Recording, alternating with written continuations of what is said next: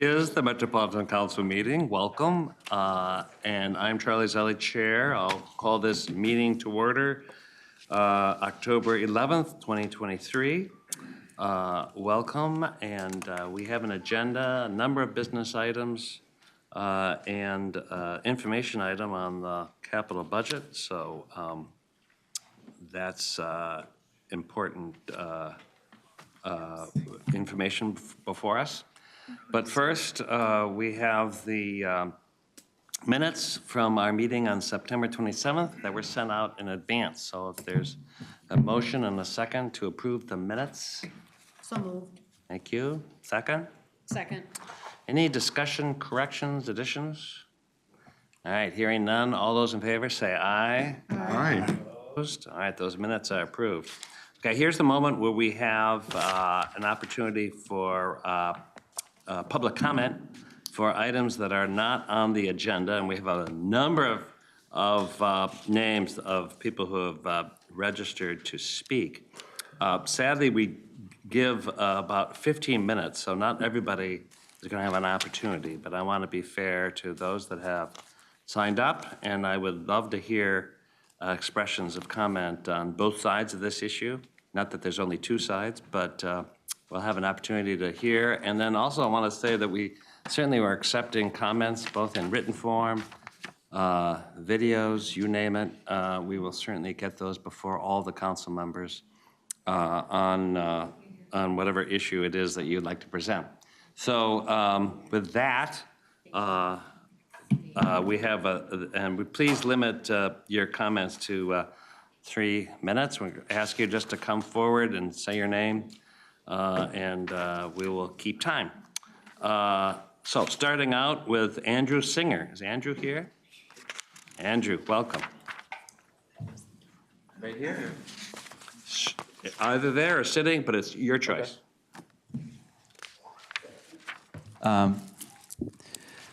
My name is Andrew Singer, and I live in St. Paul, Minnesota, and I support the Summit Avenue Regional Trail Plan. And at its core, this plan, which you'll be hearing about or voting on in 2 weeks, is incredibly simple. It merely switches the position of the bike lanes and the parked cars.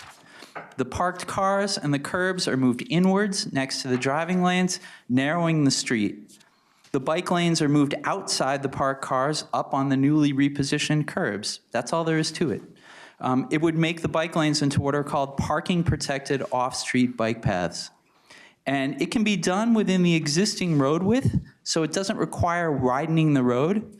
And because it doesn't require widening the road, modifying the bikeway in this way would have no impact on trees or green space. This 100-year-old street needs reconstruction of its sewers, water lines, and roadbed. Trees can put roots around sewers and water lines, so any street reconstruction can impact trees, even if we put the street back exactly the same way it is now. Despite claims by opponents, what we do with the bikeway isn't going to impact trees one way or another. The Public Works Director, Sean Kershaw, testified to this at a major public meeting. The proposed changes to Summit Avenue have 3 major advantages. First, they would significantly narrow Summit Avenue and slow traffic, making it easier and safer for pedestrians to cross the street and hopefully reduce pedestrian crashes. Second, they would create a safer, more comfortable, family-friendly bikeway. And third, the new bike paths would be maintainable in winter, unlike the current on-street bike lanes, helping to make bicycle transportation a year-round option.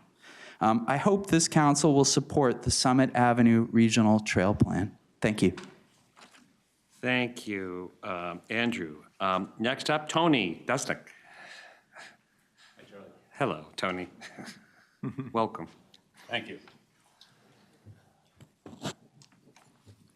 My name is Tony Desnick. I live in St. Paul, Minnesota, and I am the executive director of the Finnish Cycling Embassy, which is a Helsinki-based NGO.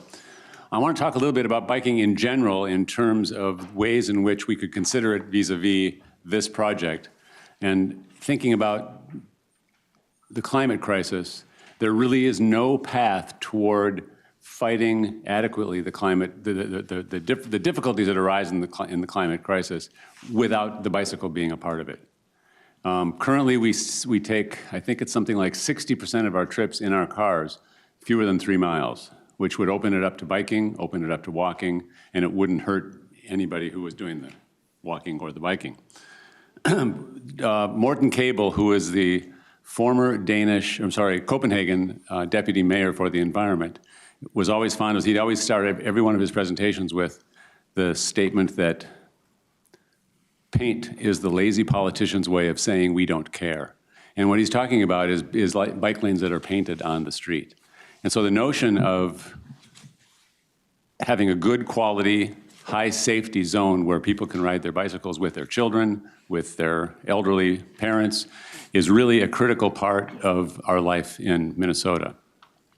And lastly, I want to say that for those who think that it's important to kind of bring Summit back to the way it used to be, I don't think that horse manure is the best solution for Summit Avenue. Thank you.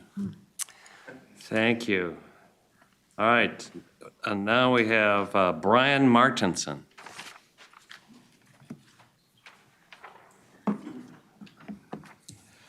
Thank you, Chair, council members. My name is Brian Martinson. I'm a resident of the McAllister-Groveland neighborhood of St. Paul. I've been a year-round bike commuter and utility rider since around 2010.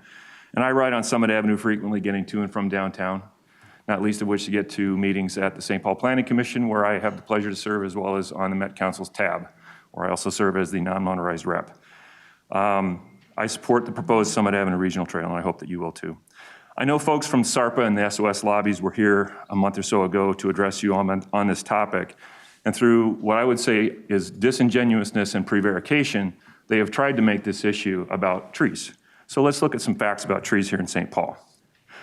According to a 2011 assessment of the tree canopy conducted for the city's forestry unit by the University of Minnesota, we currently have about 1/3 of the land area of St. Paul covered in trees, and that there's a potential for about 2/3 of the land area to be covered in trees.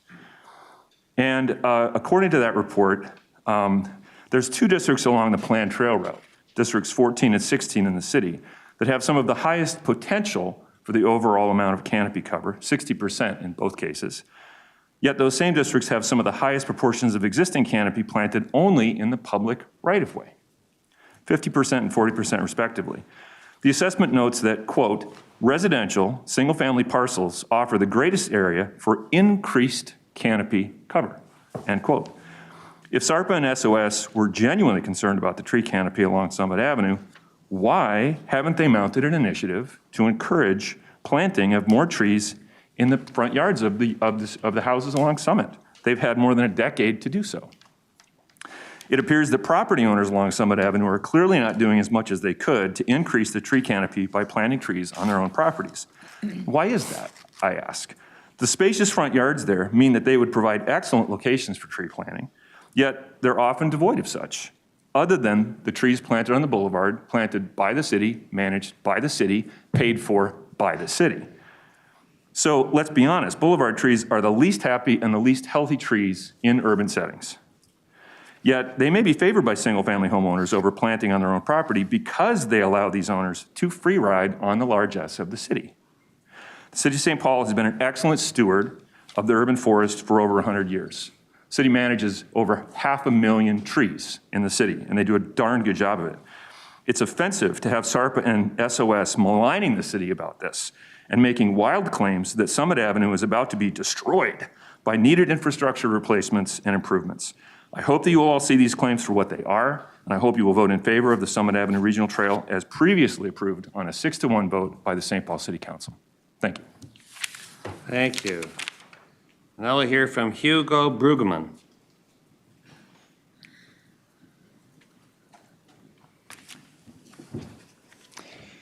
Dear Chair and dear members of the Council, my name is Hugo Brueggemann, and I'm a citizen of and resident in St. Paul. I also am on the board of the McAllister-Groveland Community Council, where I chair the Transportation Committee. And I think the first thing I wanted to point you out is that while your body is looking at this plan now, various other bodies have done so before. Those were all public bodies where various people were on the board or on these committees or commissions. And these people have to discuss together and come to a resolution or come to a vote. And in each case, I think 7 or 8 cases, they all have voted in support of this plan. So in the early phases, when my council, community council, was involved, we had an opportunity to really make a change because the plan was still in its 60% phase. So we embraced that opportunity and we pointed out that there were ways to maybe better advocate for children. And actually, that point has been taken up by the city. And as you can see now, St. Paul Public Schools added a letter to the plan where they say that up to 4,500 students are enrolled in schools along Summit Avenue, and they can all benefit from this trail. I think it's important to note that when you go back to the work that other bodies have done, and I encourage you to go back to what the city has done, you will see that all of them advocated for this trail because they all felt like it was important for our children and our children's children. It really is a future that we are working on here. When you make a plan, we make this plan for the next 100 years. So it makes sense to put children's interest at the center of your decision.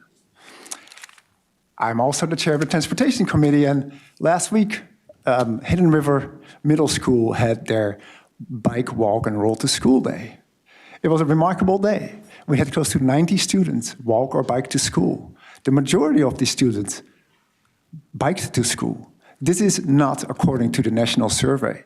10% in the country of middle school students walk to school, only 2% bike. In this case, it was 60% bikes, 40% walks. How come? What has Hidden River done? Hidden River, by the way, is centrally located on Summit Avenue and would clearly benefit from a trail. Well, on Summit, on Hidden River, the parents, together with the teachers and the school and the students, have worked together to really grow the number of students who bike. It has doubled the past few years, and the schools aim to triple the number. They bought new bike racks. They all filled them. They will have to find funding to get more bike racks. Your decision will essentially make their work much easier. Because what goes on now? How do students get to their schools when they bike? Well, they learn it from their peers and buddies. They show what routes are safe in the city to bike. And when they move on to Central, they show how people who have been to Central already, they show their buddies to bike to Central. We're over the 3 minutes. So biking the trail will really make an impact on how families discuss where their children can bike in the city. Thank you for your support. I trust a fully unanimous support in your vote. Thank you. Thank you. Now we have Faith Krogstad. And Faith, you have your son. You please, although he signed up much later, feel free to bring Espen along with you. Thank you.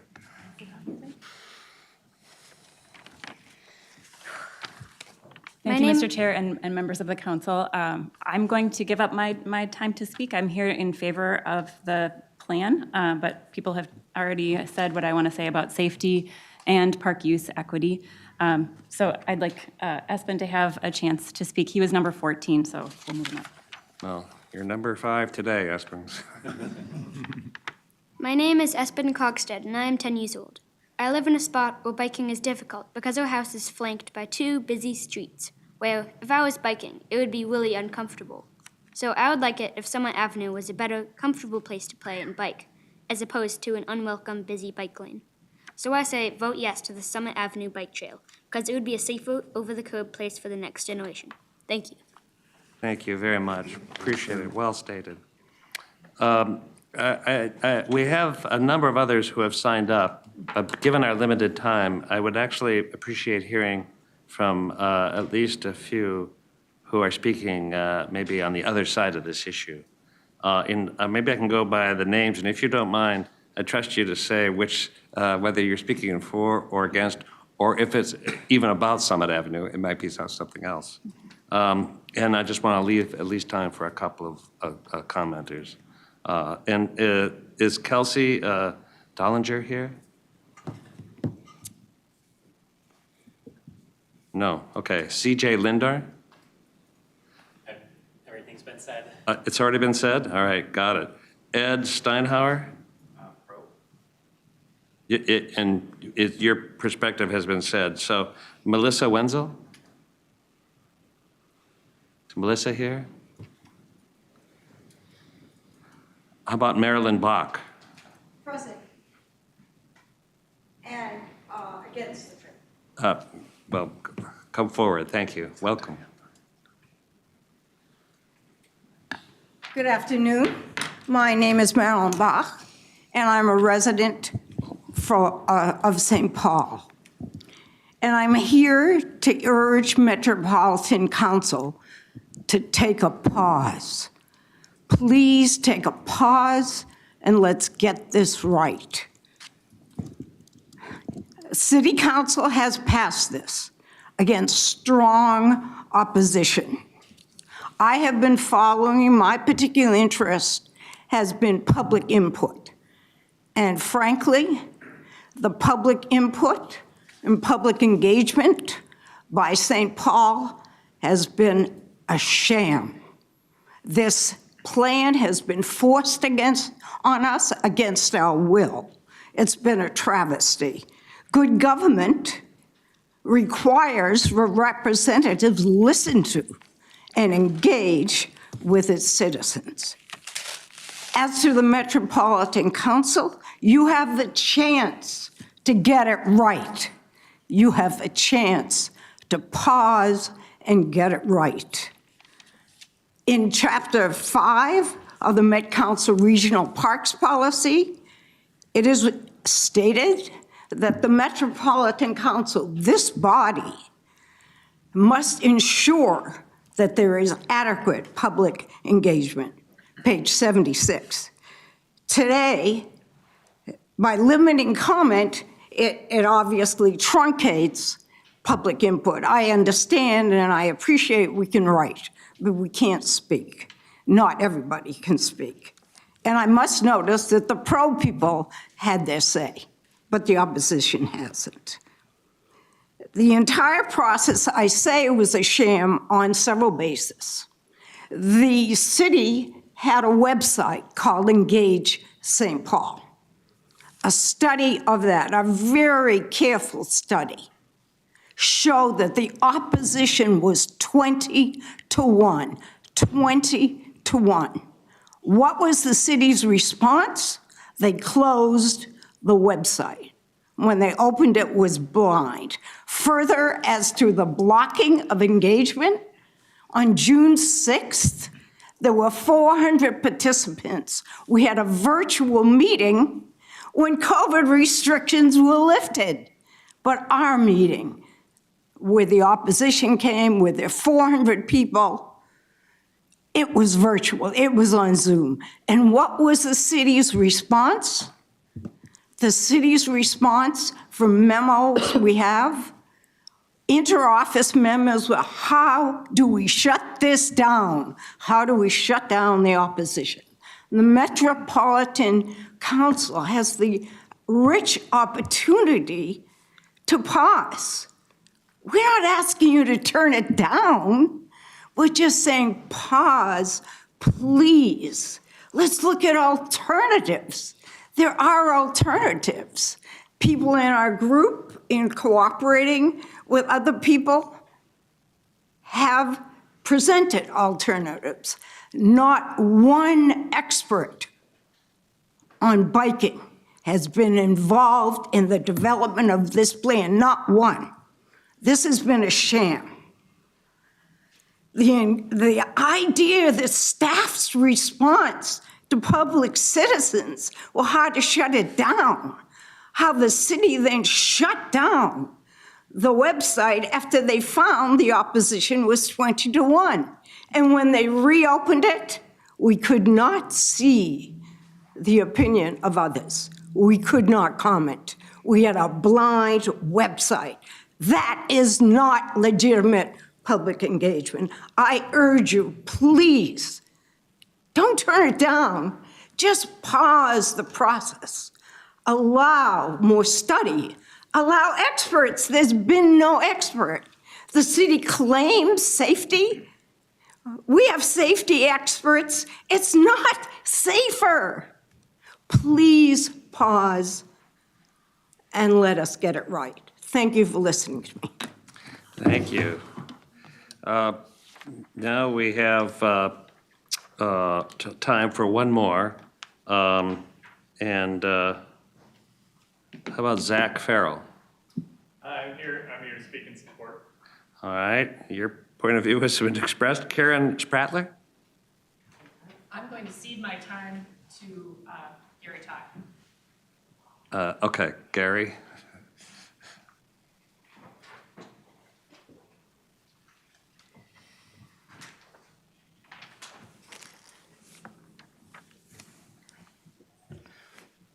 Hi, my name's Gary Todd. I live in the Summit Hill neighborhood, and I'm speaking today in opposition to the proposed Summit Avenue Regional Bike Trail Plan. The proposal is for a regional linking trail to connect to the Sam Morgan Trail along the river in downtown. The proposed segment that actually connects to Sam Morgan Trail draws a line up Eagle Street, let me get this right, up Eagle Street through Seven Corners by Excel Center, which has very dense vehicle and pedestrian traffic, up Kellogg Boulevard, past both an exit and an on-ramp to the freeway, all at a 4% grade for 3/4 of a mile to Summit Avenue. So that's a segment that actually makes the connection, that makes it a linking trail. This stretch is described by Andy Singer, who spoke today, the head of the St. Paul Bike Coalition.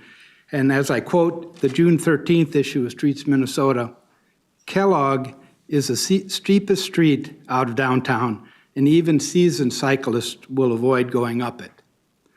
So if a section of this planned linking trail is unusable by even experienced cyclists, how do you expect it to be utilized by the much less experienced cyclist or the children that's being advocated for?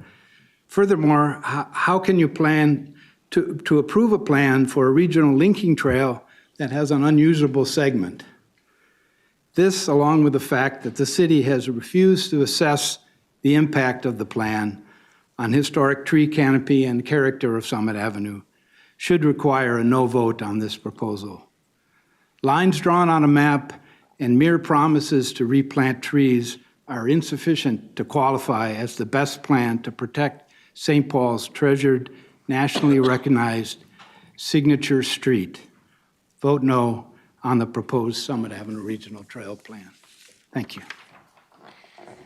All right, thank you, and thank you all that have given comment, and thank you all that have proposed and offered to give some comments. I really do encourage that you provide emails, which will be part of the record, and then we'll ensure that all comments are presented before council members. Councilmember. Thank you, Mr. Chair. I just want to clarify for folks who are here for the first time, this is not the only time that there's been public comment. There was public comment over the summer. There was also public comment at the Community Development Committee meeting and at the Metropolitan Parks and Open Space Commission meeting.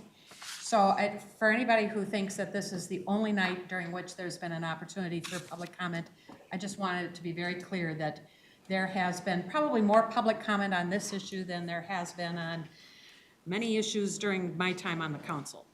Thank you, Mr. Chair. Thank you for offering that information, and that's absolutely true. And as well as committee, not just this body, but the various advisory committees involved on that issue, and we've heard from all sides. So we're moving on our agenda, which is the consent business items. Is there a motion and a second to approve the consent business items? So moved. Second. Thank you, thank you. Any discussion, questions? Hearing none, all those in favor say aye. Aye. Opposed? All right, those consent business items are approved. On to our standing committee reports. There is a report on the consent agenda from Community Development. There are a couple of items under the Environment Committee. Councilmember Lindstrom. There sure are two items. First up, we have business item 2023-220, and this requests that the council authorize the administrator to award and execute a contract 22P076A with Corval Constructors Incorporated to provide construction services at the Metropolitan Wastewater Treatment Plant in an amount not to exceed $39,877,080. We had 22 registered plan holders, 4 prime bidders, 14 subcontractors, 2 consultants, 2 plan rooms, 3 plan holders, lots of folks that were interested in this contract. Council staff facilitated a public bid opening on August 23rd, and 2 bids were received that range from $39,877,080 to $39,994,100. Corval Constructors submitted the low responsible bid and is recommended for this award. This project will provide construction services to the Metropolitan Wastewater Treatment Plant. Therefore, Mr. Chair and members of the council, I move that the Metropolitan Council authorize the regional administrator to award and execute a contract 22P076A with Corval Constructors Incorporated to provide construction services at the Metropolitan Wastewater Treatment Plant in an amount not to exceed $39,877,080. Thank you. Is there a second? Second. Thank you. Any discussion? All right, all those in favor say aye. Aye. Opposed? That motion carried. Councilmember Lynch. Thank you. Next up, we have business item 2023-221, and this requests that the council adopt resolution 2023-20, authorizing the acquisition and condemnation of real estate property for the Interceptor Rehab Project. This is number 6-MO-650, project number 819022. This interceptor is located along Shoreline Drive. The force main section of the interceptor was built 60 years ago, 1963. Due to the age and material of the pipe, there were multiple breaks that occurred, and this needs to be fixed ASAP. Land acquisition is necessary for the implementation of this project. Additionally, temporary construction easements as well as new permanent easements will be needed to be completed for this work. Therefore, Mr. Chair and members of the council, I move that the council adopt resolution 2023-20, authorizing the acquisition and condemnation of real estate property for the Interceptor Rehab Project 6-MO-650. This is MCES project number 819022. Thank you. Is there a second? Second. Thank you. Any discussion? All right, seeing none. All those in favor say aye. Aye. Opposed? Thank you. The Management Committee has reports on the consent agenda. And now to Transportation. Councilmember Barber. Thank you, Mr. Chair. Mr. Chair, council members, business item number 2023-125 is regarding an amendment to contract 22I046, joint powers and cooperative construction agreement with Hennepin County to receive additional funds for construction of county-requested improvements along the Metro B-Line corridor.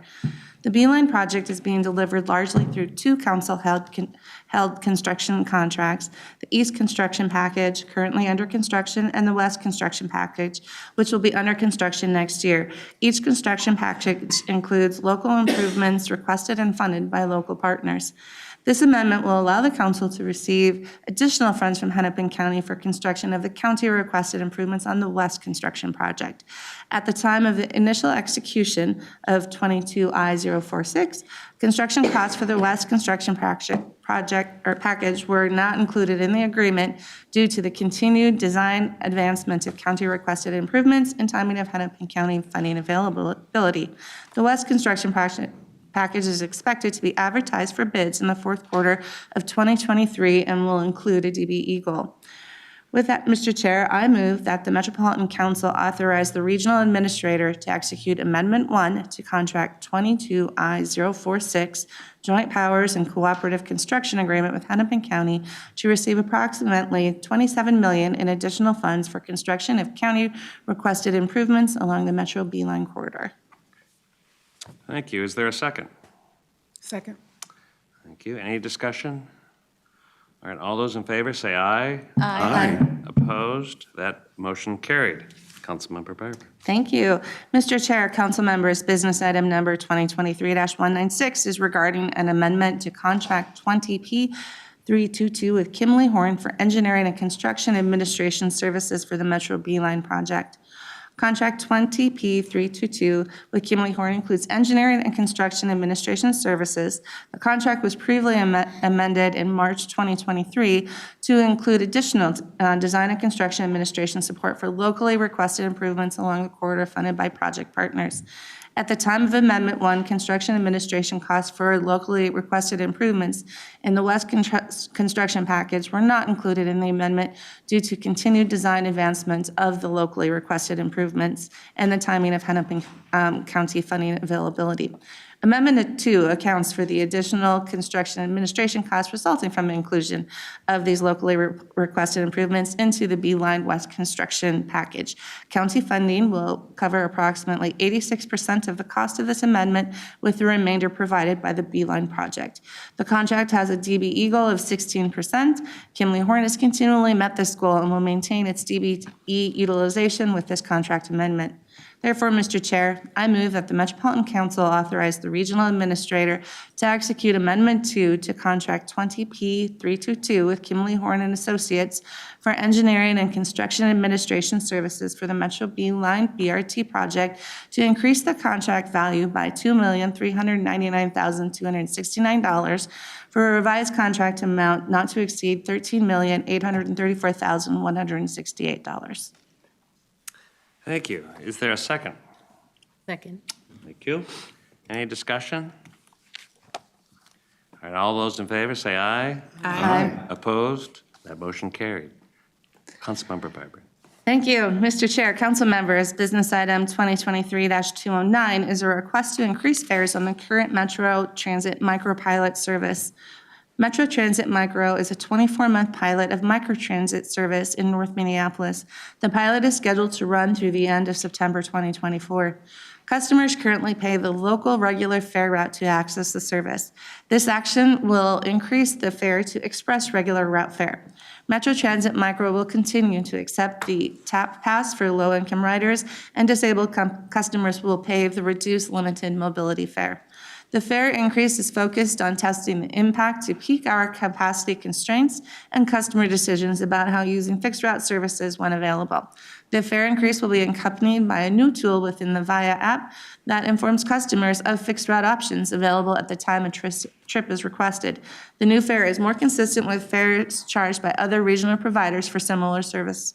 A robust discussion occurred at Transportation Committee, and all members are looking forward to improving the council's understanding of the service and future implementation.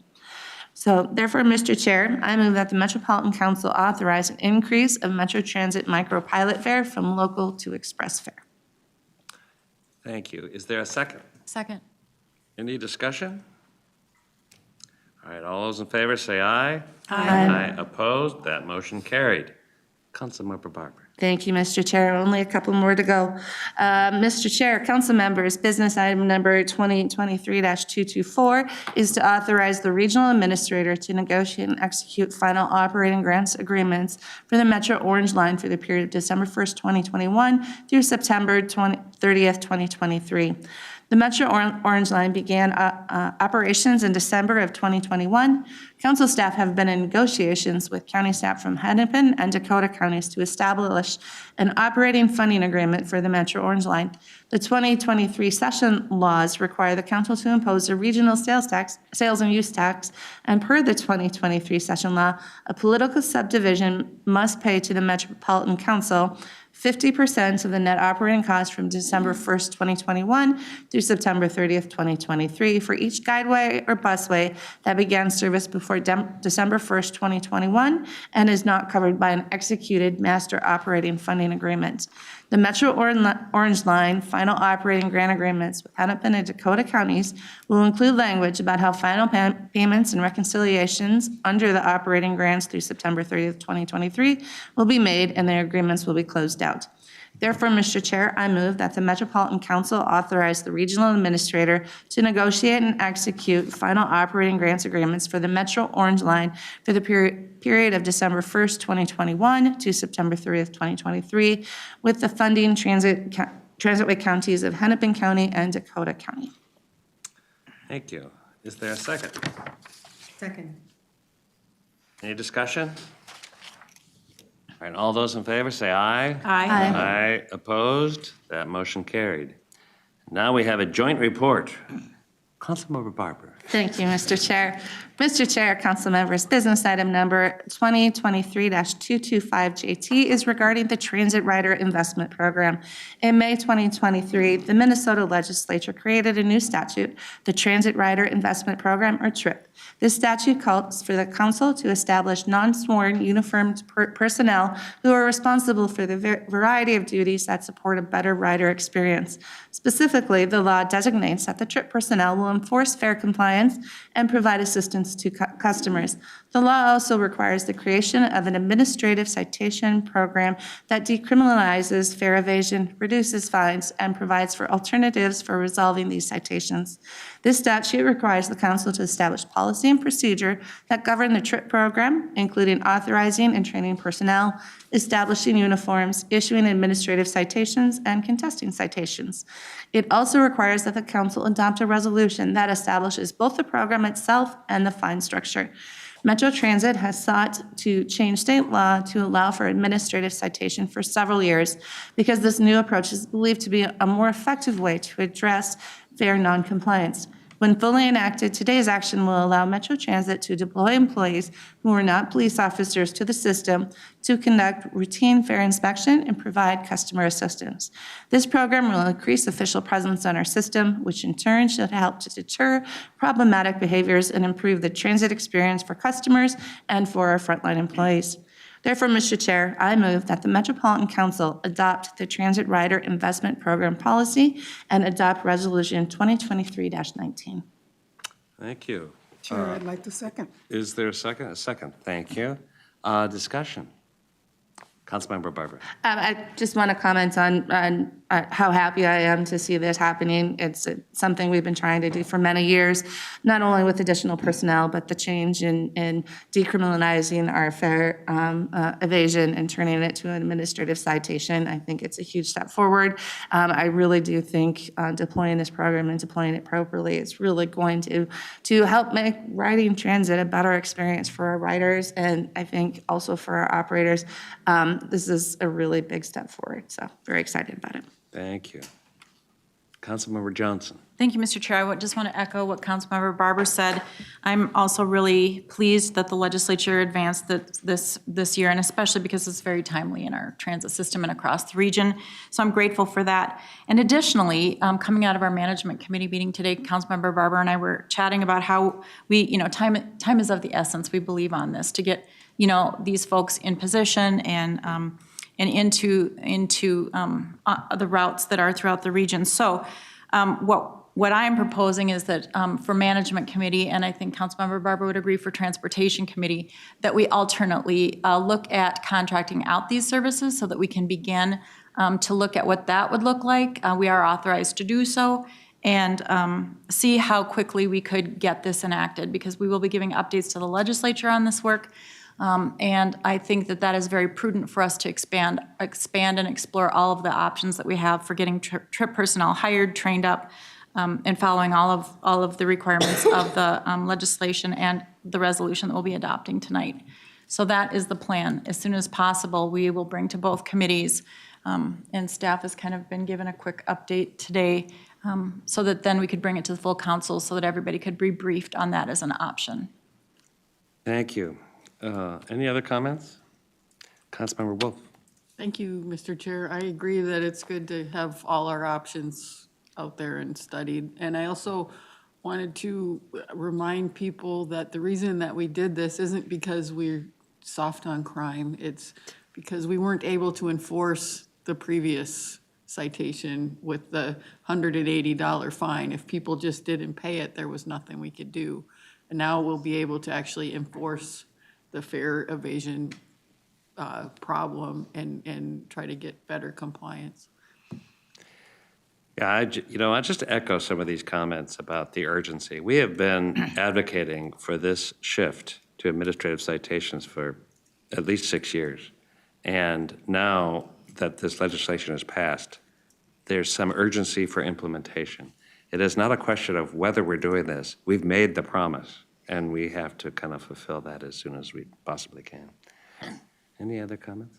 Mr. Chair, just briefly, again, I think that we can have a dual track system here, and it's really it's our responsibility to work with staff. I think if we can get something on our agendas at management and transportation within the next month, it doesn't have to have all of the solutions there, but it can build the framework out so that we can advance this as quickly as possible.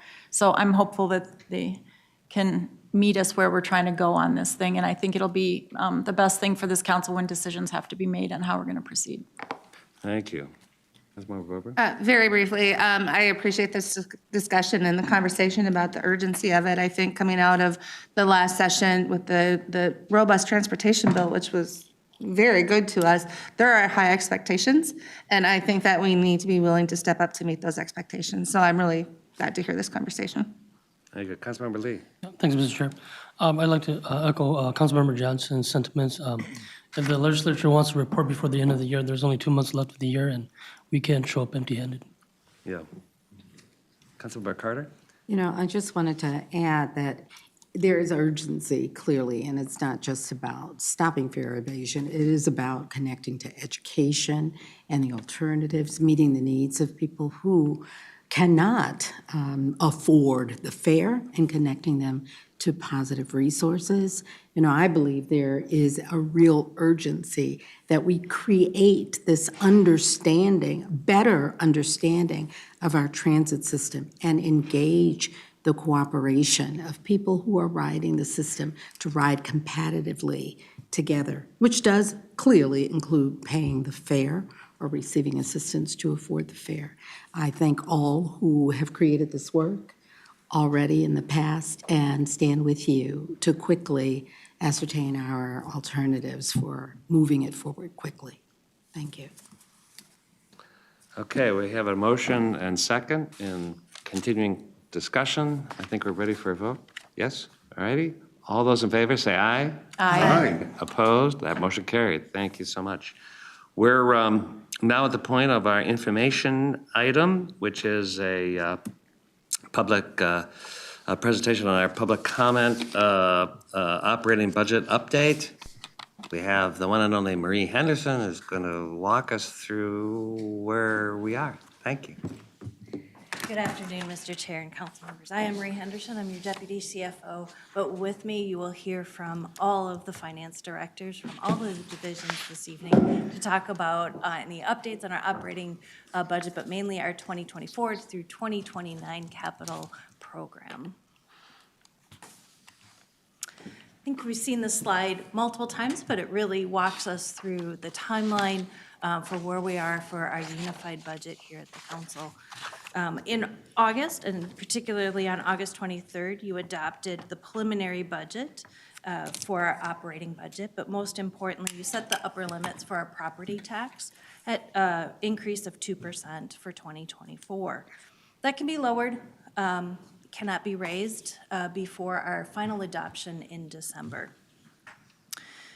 In 2 weeks, on the October 25th meeting, you will have a business item in front of you to adopt our preliminary public comment. That will include both our operating and capital, and we will have that discussion on the capital tonight. And I have a few updates for you from when we were here in August on what we've updated on the operating capital, or on the operating budget. Budgets are always a work in progress. We will have adjustments. And from public comment to December, We will tabulate as much as we can and then open it up for, it's going to be open for public comment. So in December, we will talk about what comes in.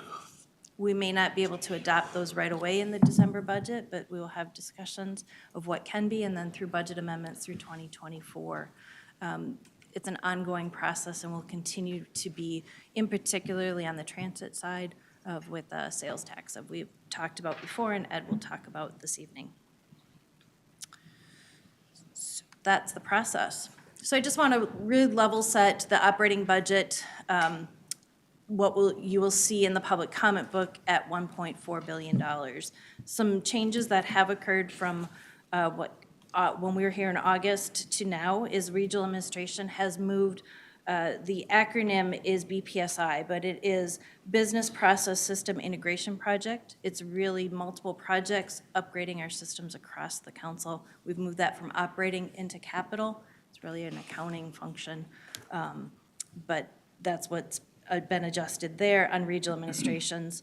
We've also added some headcount in finance. We've changed through IS salary positions to contracted services. You've heard that on our third quarter budget amendment. And we've added some funds for council outreach and some parking. For community development, there has been federal funds added, in particularly for HRA pass-through grants and administration, and for Regional Climate Action Plan, and that was an additional $6.5 million. For transportation, we've added $36.8 million, and these are additional funds for pass-through for the sales tax for the active transportation projects. That's that 5% out of the 95% from the sales tax.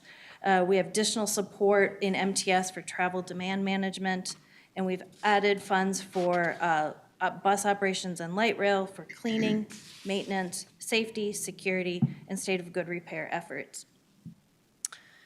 You will see the final numbers in December.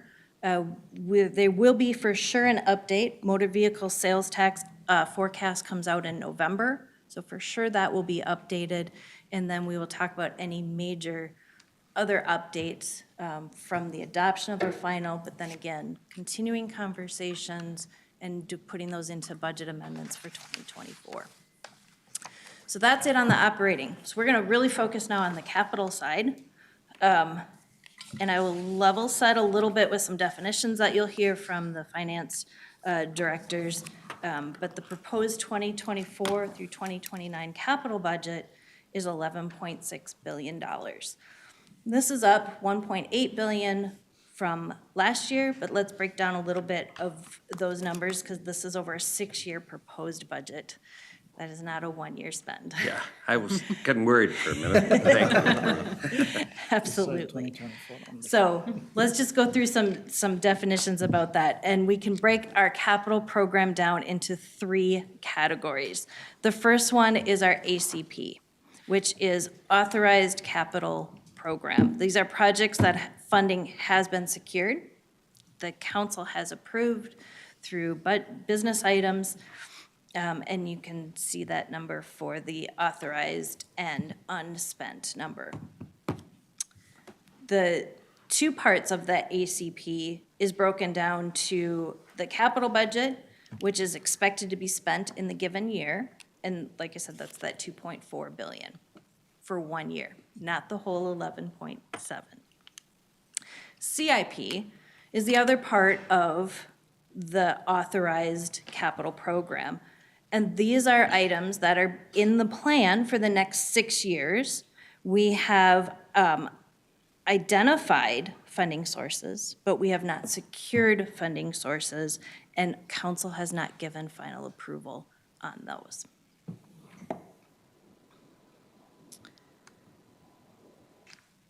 So our future spend is the $6.95 billion.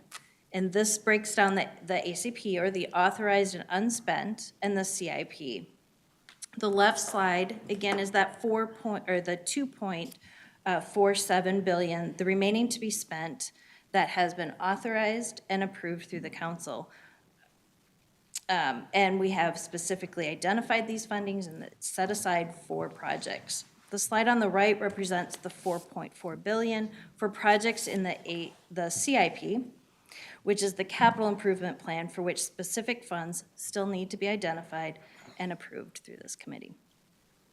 So now, each division will be talking about all of their capital projects, and we'll start with environmental services. Welcome, Mr. Smith. Thank you, Mr. Chair and members of the council. My name is Ned Smith. I'm the Director of Pretreatment and Finance for Environmental Services. So seeing those big pie charts broken into smaller pie charts, starting on our uses by department, we basically think about it in two terms. We're either spending on our interceptors. Those are the pipes that collect the waste water from our community partners and bring it to the plants. And then we have our treatment plants, which is where we treat the wastewater.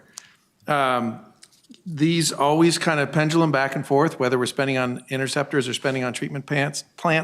What you see is in the close to near term in the next about 5 years is going to be very plant focused, as we have a couple of key projects that are going through there, and I'll talk through those.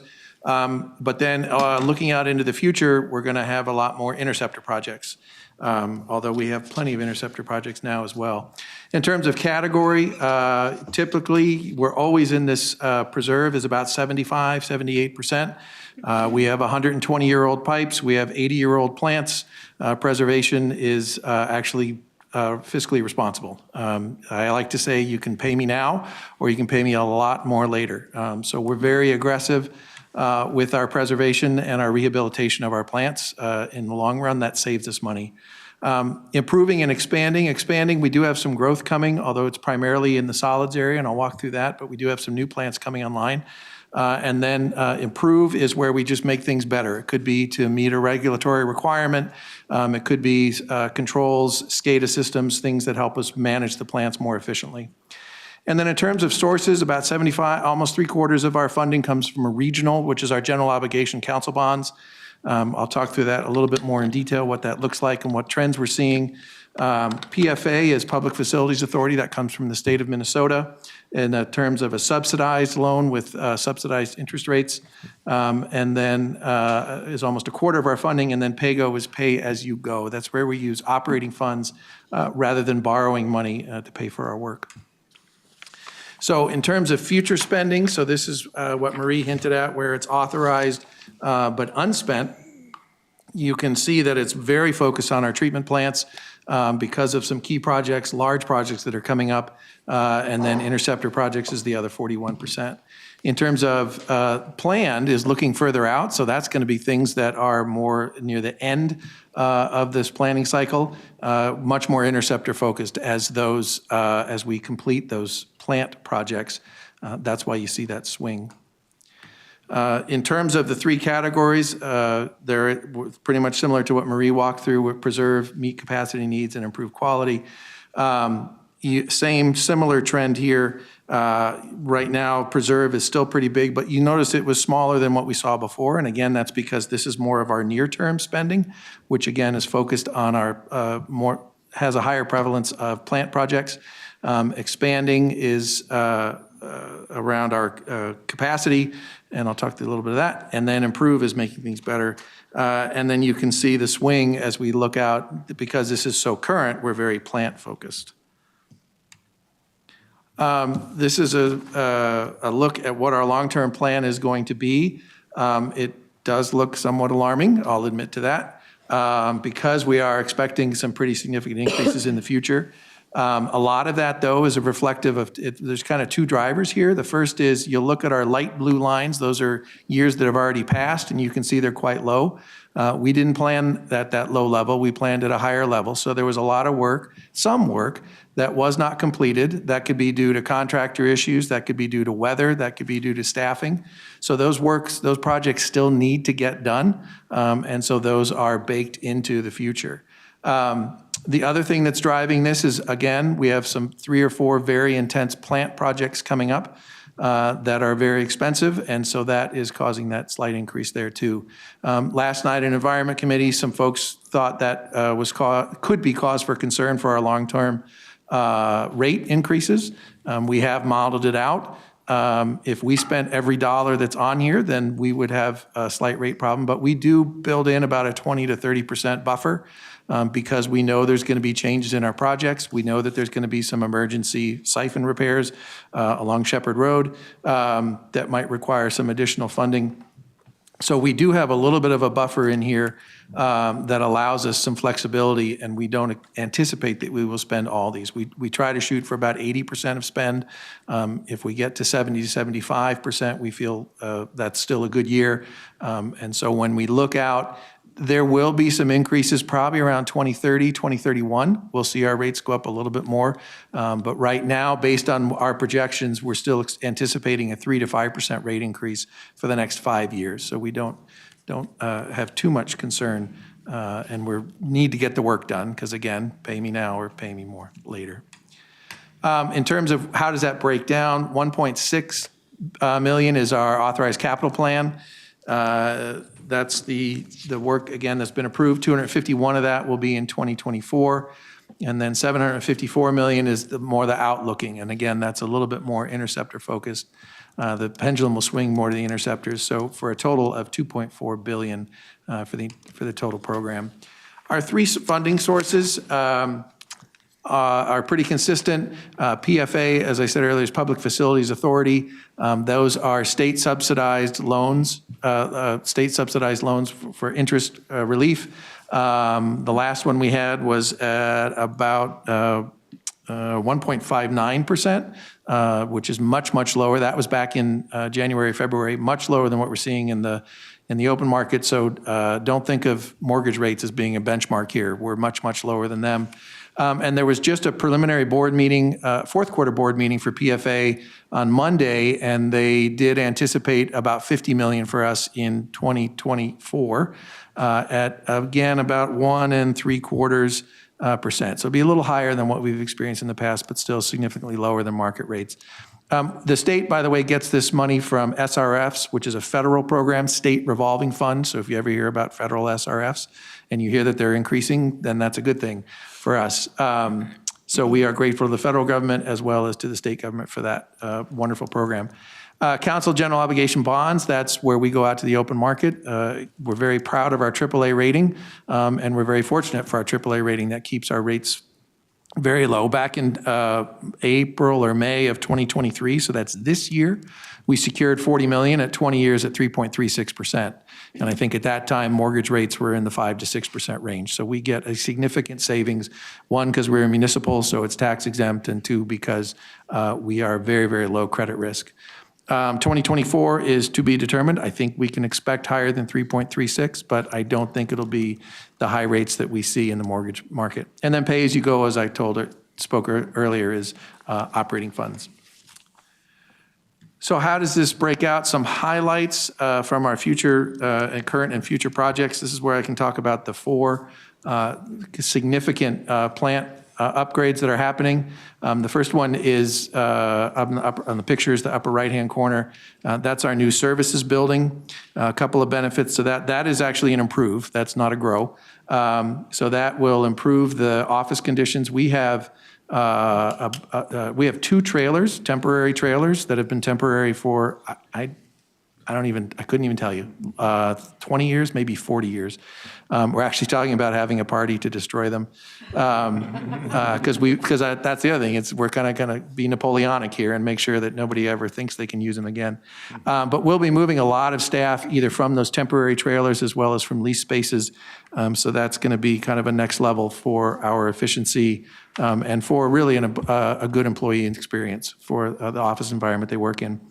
The other big ones are at the Metro plant, especially the 4th incinerator. That right now we have 3 incinerators. Obviously, that's why it's a 4th.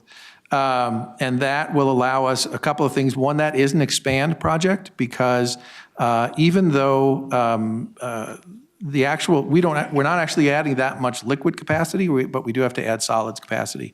Liquids have been about flat. The total flows coming into the plants for the last 5 to 10 years have been pretty flat, even though we've been seeing 1% to 2% growth. And that's due to efficiency in water use, water treatment, flush toilets, things like that. But those flush toilets can't reduce the solids. So those are still growing, and that's why we need additional solids capacity at the plant. And that also gives us then the second project that's happening in that building is a rehabilitation of the first three. They were built in the aughts and they are ready for rehabilitation. And right now we don't really have capacity to take one down long-term to recondition it. So this will give us that capacity. We're also seeing some capacity improvements and solids improvements at our Blue Lake plant that's in the lower right-hand corner. We'll be adding a new dryer. This is a plant where we actually dry the solids to make fertilizer pellets. We have a partnership with Synagro, used to be Nefco. So we'll be adding a dryer there and fixing the current one to make it more efficient. And we'll be adding a fifth digester, which will give us additional methane capacity, both to run those dryers as well as heat the plant. And others, key projects, there's programmable logic controllers. That's an improved project. So that's across all 8 plants. That helps us to automate and be more efficient.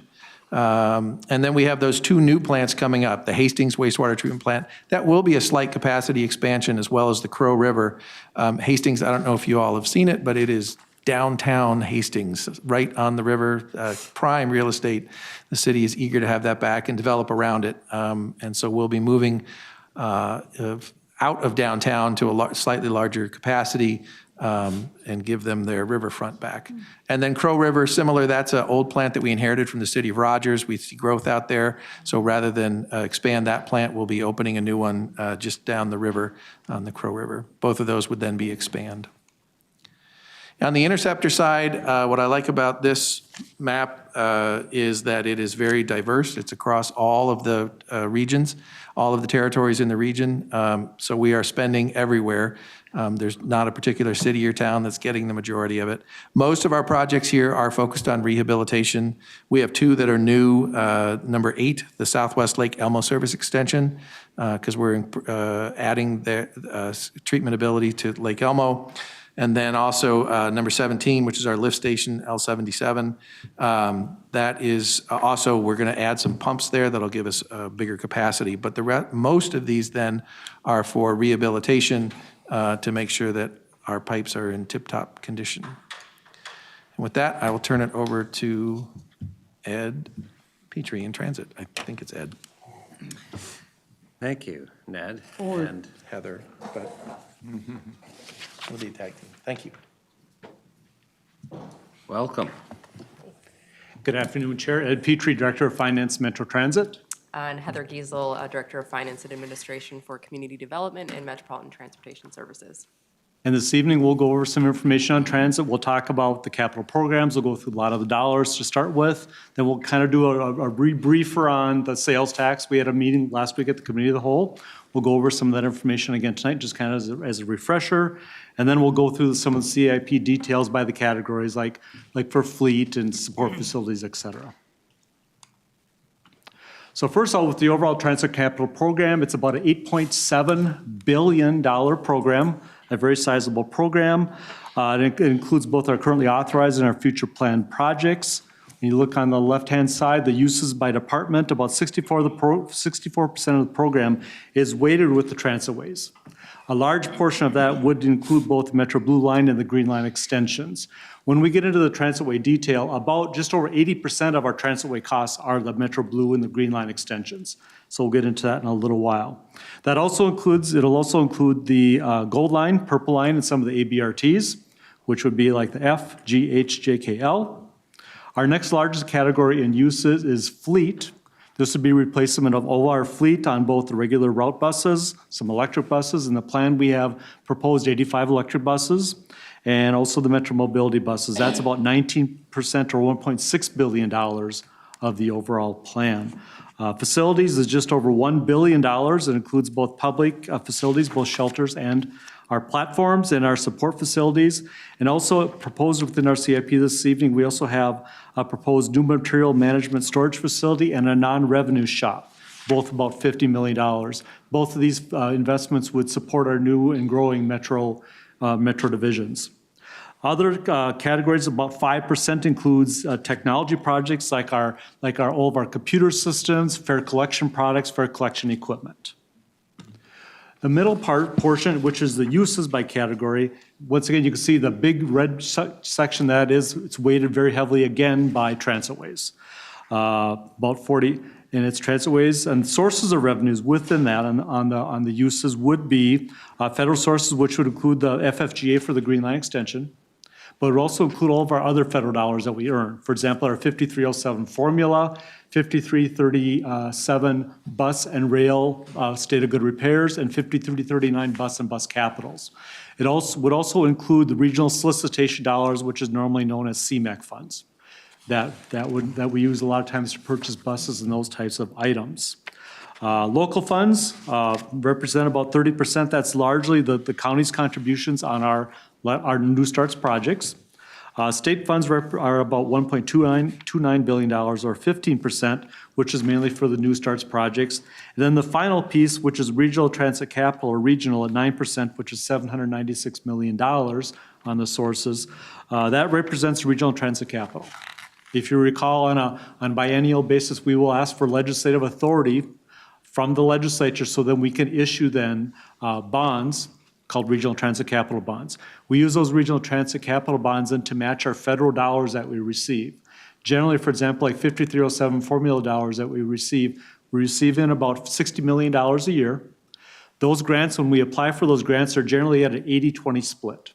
80% federal, they require a 20% local match. We generally will use our regional transit capital bonds as the local match for those federal dollars. Spending, as Maria talked about, we have two different pieces. We have what's currently authorized.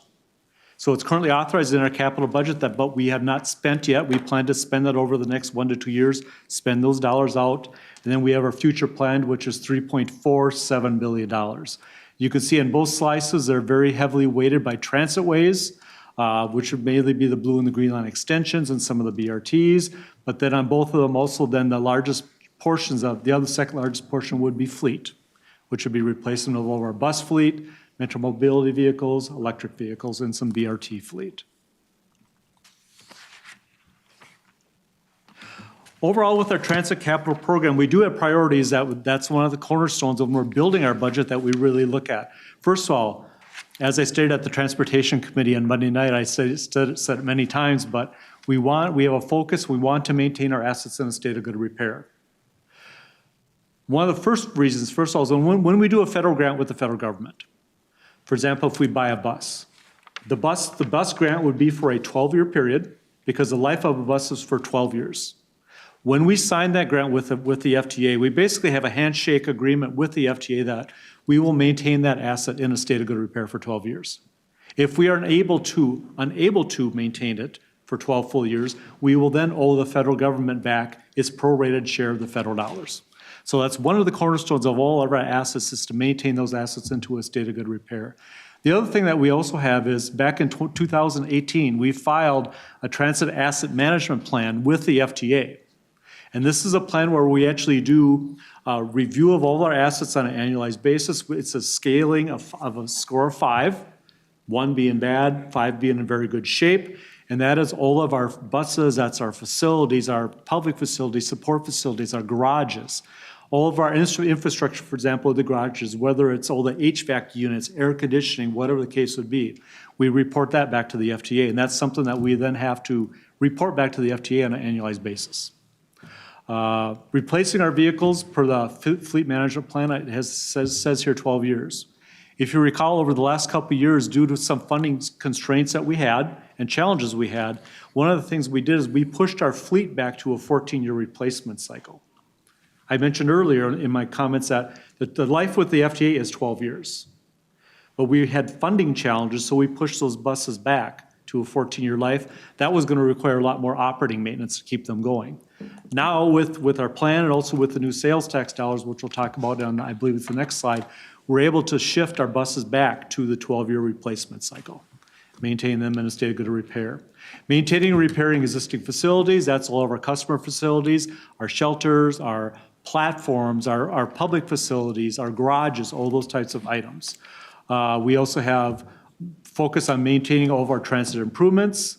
Heather will talk about in a few minutes, Metro Mobility, maintaining the Metro Mobility demand with our buses, significant growth in those buses over the next few years. And then the other priority, or the other item within our program is including the regional sales tax that we've talked about.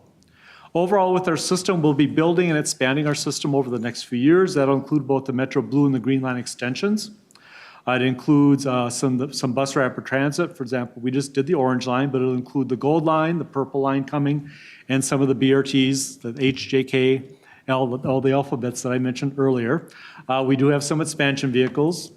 We have also investments in the bus electrification program, as I talked about with the ability of the sales tax. We do have 85 buses for the bus electrification program for the next 6 years built into our plan. We also have funding for support in customer facilities and sustainability and technology, which is largely our fare collection systems. Okay, the sales tax overview, as we talked about last week. First of all, the sales tax went in a week ago Sunday, October 1st. And so with that tax, that was something that was passed by the legislature this past legislative session. It's broken down. It's a little bit of a mathematical exercise. The first 17% will go to the counties for projects for transit. The other 83% will then come to the council. Of that, 5% will go to TAB for active transportation. Then the other 95% then comes to the council for council transit operations. With that, we anticipate with the 95% of the 83%, it'll generate about $400 million in year one. One of the things that we've done is we've worked on a multi-year forecast. One of the things that we've been working on this past summer since the passage of the sales tax is a 30-year forecast. Really looking at the sales tax and trying to forecast over that period of time. At a 3% growth rate, we anticipate it'll generate about just over $21 billion in sales tax. But one of the things that we communicated to the council last week is that we plan to update this on an annualized basis. Because right now we've set our parameter at a 3% growth rate. We feel it's achievable, but we also feel it potentially could be conservative. But we're also waiting to see what the actual cash receipts are. So we kind of have an idea.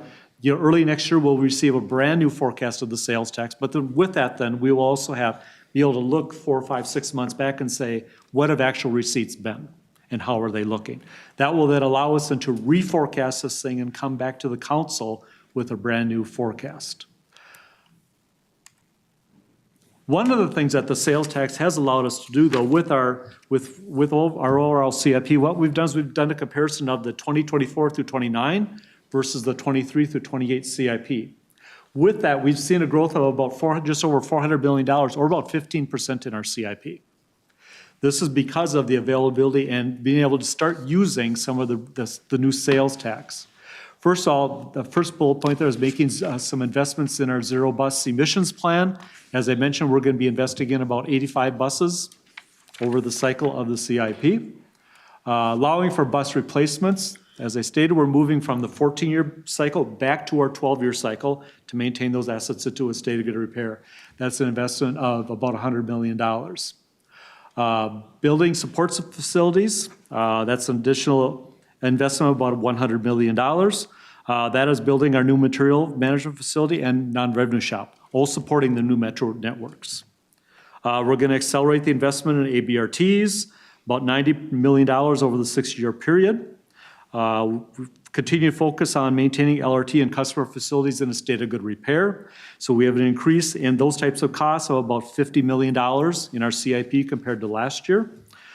We have improvements for ADA and better bus stop programs of about $7 million, or a 60% increase from the prior period. The final item is exploring the potential infrastructure investments at our existing light rail platforms to provide a safe and secure customer experience.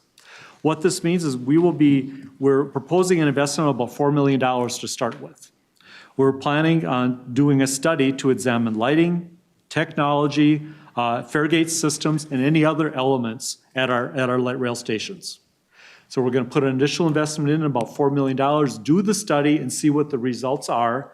Then we plan to come back to the council and discuss with you the results of the study and any potential additional investments we want to make and where we would like to make those investments. The final item on the sales tax is, as I really stressed at the Transportation Committee on Monday night, is this annual review process.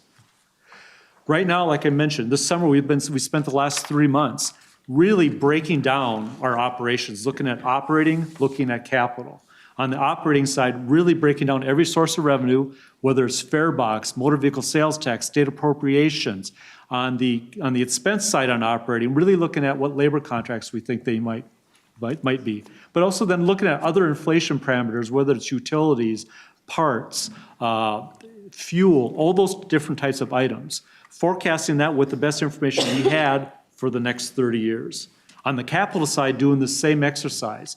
Really looking at what we're generating today in federal funds, like the 5307 formula, 5339, 5337s. But then looking at what we think we might generate with CMAQ dollars going forward. But then on the flip side, looking on the expenditures. Really look at what buses are costing us. What do we think buses are going to cost us in the future? Light rail vehicles. We will have some major expenditures of light rail vehicles coming. They have a 31-year life. We always think that the Hiawatha green line or blue line, is a brand new line, but it started back in 2004. So those vehicles are going to come due in the mid-2030s. The vehicles for the green line will come due in the mid-2040s, and then late 2040s we'll have the green line extension vehicles coming due. So one of the things that we're also noticing and comparing other vendors and other companies that are buying vehicles, the price of light rail vehicles are really moving up. One of the things that you'll probably ask is, I did not mention anything about North Star. North Star vehicles have a 50-year life. North Star vehicles will come due to start the procurement process in about year 2054, 2055 for late delivery and later in the 2050s. So next year when we go through our annual review process, we'll start bringing the North Star dollars in. But one of the things that's very important that we talked about is that we will be doing every single year now, breaking all the operating components, all the capital components down, both revenues and expenses, looking at what actual is, forecasting it forward, but also then more importantly, really looking at the sales tax receipt and see what it's really doing, get a brand new forecast, but also see what actual receipts are doing. We'll then come back to the council with a brand new forecast and have discussions with that. I've talked a lot here. I apologize. That's good. So I'll dive into a little bit more of the specifics on the components of the capital program. So our total fleet is $1.242 billion. Of that, $176 million is authorized. The priority, as Ed had mentioned, is to maintain the current fleet. That's large bus, Metromobility, light rail, and commuter rail in a state of good repair for the fleet replacement plans and the TAM plans. Non-revenue vehicles as well. Those include things like staff cars and street supervisor vehicles and police vehicles. On the plan side, just over $1 billion. This includes bus replacement per the fleet management plans and BRT bus procurements, as well as those 85 electric buses that Ed had mentioned earlier. All of the bus replacements are in line with the FTA spare factor analysis. Bus replacement will also meet all Metromobility demand, and the plan includes overhauls of Type 1 vehicles for Bombardier, Type 2 Siemens vehicles to maintain these vehicles in a state of good repair for their 31-year life cycles, and also includes overhaul of commuter rail vehicles. The plan includes bus purchases to be made with federal regional solicitation funds through the TAB solicitation process. As well as the MBTA Orange Line connector will add new weekday local service to connect the Orange Line terminus with anticipated development in Burnsville. And CMAQ funds will be used to purchase 3 40-foot buses for that connector line. It also includes non-revenue vehicles for maintenance staff and police. Moving on to service vehicles, so regional fleet purchases include a combination of large and smaller buses.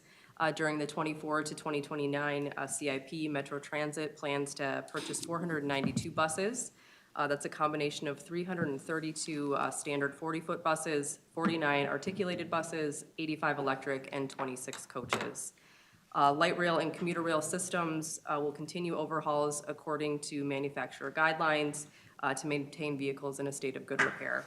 This includes 44 Type 1 Blue Line Bombardier, 47 Type 2 Siemens, and 18 North Star coaches. Overhauls to those will include doors, brakes, motor trucks, and an interior refresh. Small bus purchases include Metromobility will purchase 1,222 buses during this CIP period.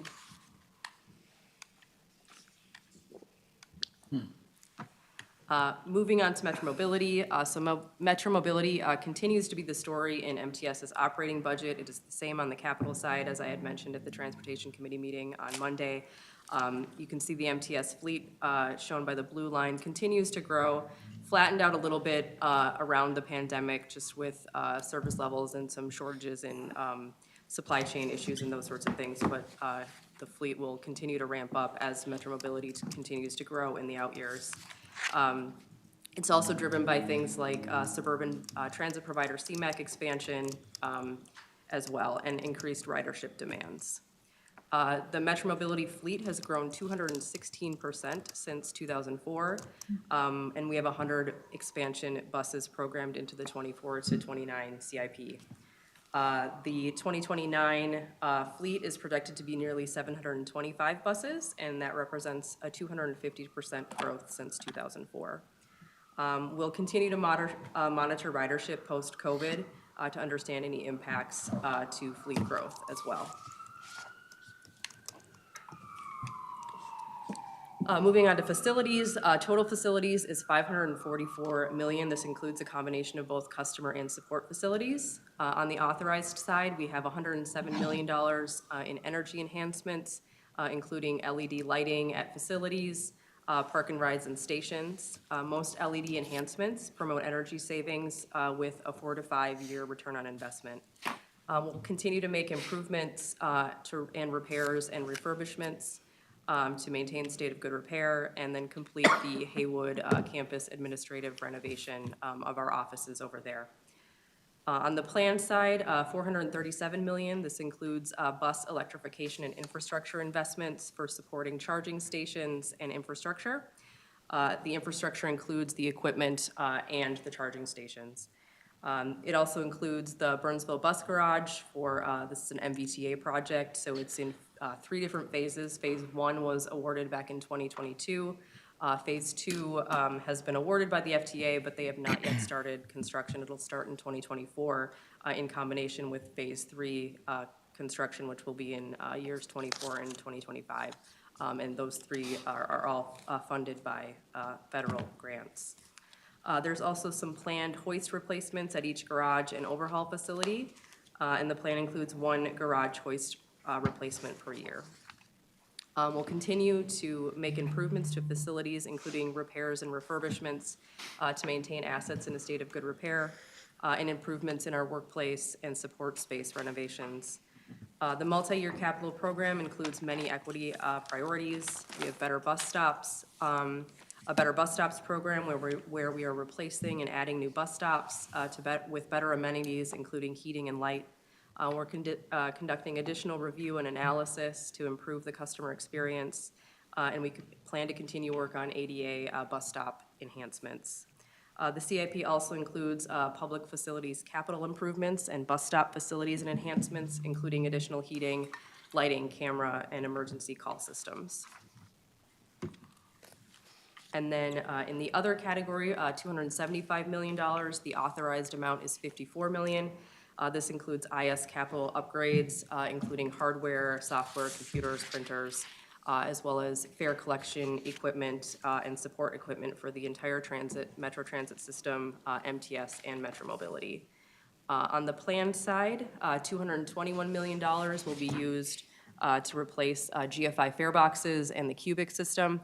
We're currently replacing the GFI fare boxes on a 10-year replacement cycle, coordinating with new bus purchases. The plan includes an upgrade to the cubic fare collection system in either 2024 or 2026. The last major adjustment to the system was back in 2009. The plan also includes the replacement of closed captioning TV video systems on the LRT vehicles to modern technology. for better video to provide for evidence and support to investigations and increased safety. The plan includes updates to current technology for customer communications, message, and real-time signage, and provides customers with better information and reliability confidence with their chosen mode of service. It also includes the BPSI project, capital upgrades and enhancements, and then electric bus infrastructure to support the electric bus fleet plan. And then the final slide for the transit the presentation this evening is the transit ways. Just over $2.3 billion. We currently have authorized just over $640 million and planned just over 1.7. Again, this is mainly dominated by the blue and green line extension. Over 80% of the transitway costs are blue and green line extensions. It also includes the Metro Gold Line and various BRT projects, as I mentioned, like the FGH, JK, and L. It includes additional work that we'll be doing with the light rail systems, like with all the interlockings and track. It also includes LRT and North Star ADA and safety improvements. It includes some rail replacement. Ultimately, though, maintaining our assets into a state of good repair. And with that, Chair Committee members, that is the end of transit. We would stand for any questions, or we can let Heather continue. Any questions on transit at this point? Councilmember Lee. Thank you, Mr. Chair. And this might be a dumb question, but if we were running our buses 2 extra years, down to into the ground, were we subsidized to do that, to maintain that for the extra 2 years of life, or do we just eat that loss? Chair Committee members, very good question. Like I mentioned, the buses have a 12-year life with the FTA. We were running those buses for the additional 14 years. One of the reasons we were also able to do that was the fact is that we were not running them with as many miles because we had reduced service levels down because of COVID. But now that we're coming back out of COVID, it's important to get back to the 12-year life. But to answer your question as far as who was covering the cost, any of the buses that we were running additional life to, the council was covering that cost, through additional maintenance activities to keep those buses running. Okay, thank you. And given that we have a range of bus fleet ages, Yes. probably over the past couple of years, how many buses roughly would that be? Well, we have over 900 buses. I know, but 900 aren't 14 years old. Oh, that's correct. I do not know how many. Okay, that's right. I But can find that out. my point is be a fairly low number. Yes, Okay. that's correct. Right. Because you could look at basically like a fleet of like 900 buses and just do rough math and say 1/12. Yeah. Realizing some years you'll have more or less, but basically, you're talking, probably 80 buses. So it's not a huge amount. Right. Yeah. Riva. Thank you, Chair. I have a question about what happens beyond the 2029 capital program. I know we're doing forecasting for 30 years. We have some plans that we've had for a while, for example, for our BRT and ABRT and the lines that you've included F through L. But when do we start reviewing beyond 2029 and start preparing for kind of that intersection period between like 2025 and 2029 or potentially new transit ways that we might be planning for in the future? Chair Committee members, very good question. Right now with the L line will take us, I believe that has construction in the early 2030s. So that'll go into revenue service probably around 2023 or 2033, 2034. So those will take us through, let's say through 2034. Within the 20-year or the 30-year forecast that we also worked on, we also then did some forecasting and set aside about $1 billion for future BRT type lines through that rest of that 30-year period. That's where we will then come back to the council and say, we have the set aside dollars, but where's the vision? Where do we want to put them? So that is built into the 30-year plan. Great, thank you. You bet. All right, Heather, we look forward to community development. Okay. Sounds good. Otherwise, I could stay and talk all night, Chair. So. Okay. You want to do That's all right. Okay, thank you very much. So I'll transition into speaking about community development's capital program now. So for CD future spending, $451 million. So authorized funds are passed through via grant agreements to parks implementing agencies and communities identified by the legislature to receive direct appropriations. Future spending in our CIP represents planned projects to preserve, improve, and expand the park system, as well as HRA spending. The CD capital program is $508 million. The Parks capital program makes up $506 million of this and is funded primarily with state funding. Funds are used to preserve, improve, and expand the parks system. The council provides a regional match to state dollars, and our contribution represents about 15% of the program revenue. The council does not match direct appropriations, sometimes referred to as, or commonly referred to as earmarks, and we do not use any capital dollars ourselves, so we do not retain any of them at the council ourselves. 85% of funds go directly to parks implementing agencies, with the remaining going to projects as directed by the legislature. The final $2 million is HRA expenses, which I'll expand on in a later slide. So the parks and open space, the Twin Cities metropolitan area is home to a system of regional parks and trails that are nationally renowned for their beauty, size, and a variety of features.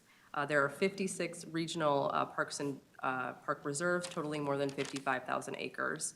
Our system adds immense value to the livability and attractiveness of our communities. The regional park system had 69 million visits in 2022, and there is a commitment to equity in parks and open space being woven throughout all of our policy documents, projects, and the equity grant program as well. Some notable modifications to the program. First, we anticipate the council will continue to match state of Minnesota appropriations as directed by statute or council policy. For 2029, we have programmed the Legacy, ENRTF, Environmental and Natural Resources Trust Fund, and council bond revenues and expenses into the CIP. We've also programmed the Regional Parks Equity Grant Program into the CIP as well. So just for adjustments, just as background, we start with the base of our approved 2023 to 2028 CIP, and essentially our adjustments are removing 2023 from the CIP and then adding 2029 forecast to the CIP. So 100% of Parks capital funds are passed through to the following programs. The council administers regional park grant programs that provide funds to expand, improve, and maintain the regional park system. 3 of our 4 grant programs are sourced through state funds, several of which are distributed by formula. The council provides a match in 2 out of the 4 of these grant programs and fully funds the equity grant program. Funds are passed through via grant agreements, and we currently have over 170 active grants valued at about $160 million. We anticipate awarding about $256 million in grant funds over the next 6 years. And then the final slide, this is HRA's capital program. Let's quickly go over just a history of the council-owned housing. The council has statutory authority to develop housing units, and in 1999, the council acted to establish the Family Affordable Housing Program.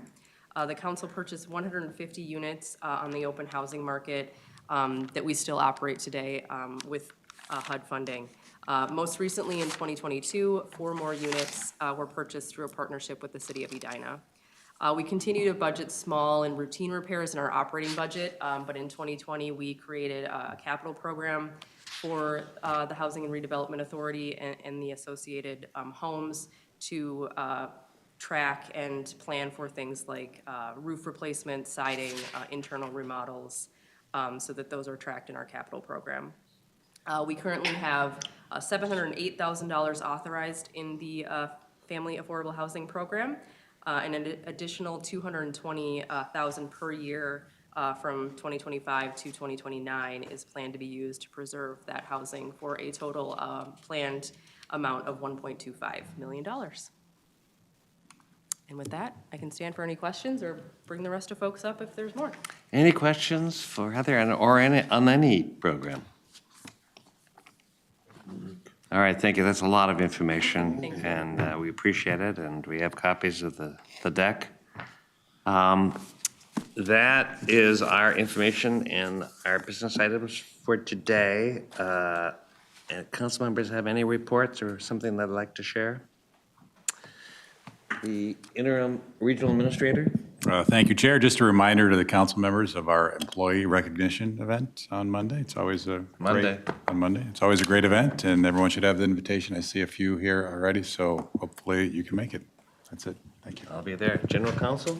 I'll pass, thank you. All right. I've been reminded there's a Twins game in 20 minutes, so, and it's an important one. This meeting is adjourned.